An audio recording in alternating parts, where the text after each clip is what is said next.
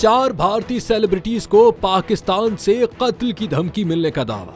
भारतीय कॉमेडियन कपिल शर्मा, सौगंधा मिश्रा, अदाकार राजपाल यादव और कोरियोग्राफर रेमो डिसूजा को मुबैना तौर पर पाकिस्तान से ईमेल्स के जरिए जान से मारने की धमकियां मौसूल हुई हैं। भारतीय मीडिया की रिपोर्ट में दावा किया गया कि इन मशहूर शख्सियात को विष्णु नामी शख्स की जानिब से एक ईमेल मौसूल हुई, जिसने उन्हें न सिर्फ धमकी दी बल्कि ये दावा भी किया कि वो उनकी हरकतों पर नजर रखे हुए हैं। इस बारे में पुलिस ने दावा किया कि कपिल शर्मा को पाकिस्तान से ईमेल के जरिए जान से मारने की धमकी मिली।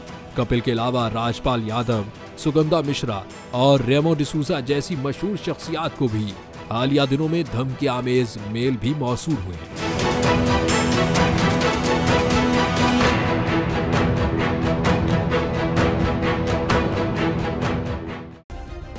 सब्सक्राइब करें और बेल दबाएं ताकि कोई खबर रह न जाए।